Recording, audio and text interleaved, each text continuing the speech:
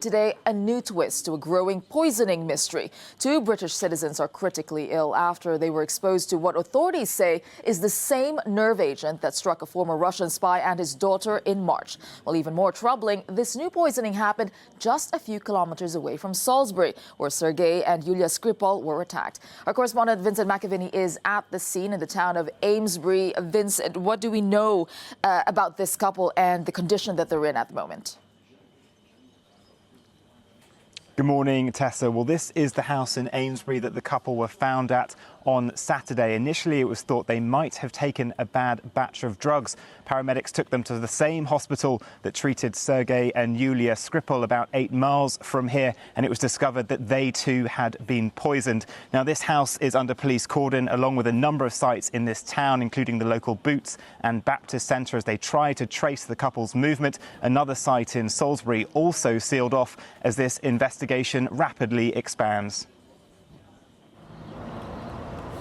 The poisoning of a couple in Wiltshire was caused by the nerve agent novichok, the same substance used against a former Russian spy and his daughter 4 months ago.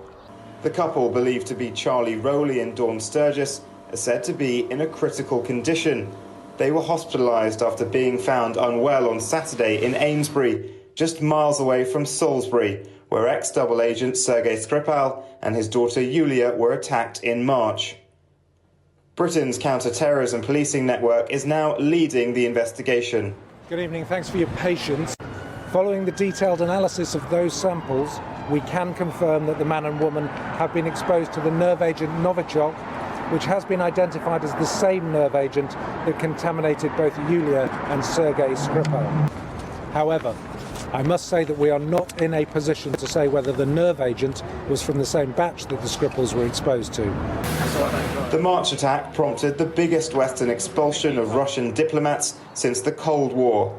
Allies in Europe and the United States sided with Prime Minister Theresa May's view that Moscow was either responsible or had lost control of the nerve agent.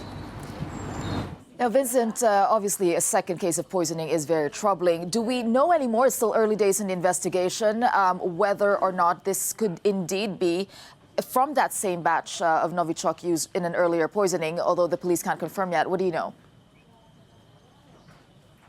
Well, last night, Met Police Assistant Commissioner Neil Basu, who you heard from there, said that there was nothing in the background of this couple to suggest why they might have been attacked. So the prevailing theory is that the novichok that was used in that last attack against Sergei and Yulia Skripal, somewhere some of it had been stashed or thrown, and this couple have come into contact with it and suffered the same effects. Now, that is only a theory at the moment. It's unclear, but as the police said, they couldn't find a sort of clear link as to why, so far, this couple might have been attacked. They did say they also can't confirm if it's the exact same batch, only that Porton Down had identified it as the same chemical. Now, people here that I've spoken to are very nervous and scared about this having happened again. As I said previously, a number of sites have been closed down, and the advice last night from the England Chief Medical Officer, Sally Davies, was that anyone in the sites that I mentioned from about 8 p.m. onwards on Friday should do the same as they did last time. They should wash any clothes, any items that they had with them,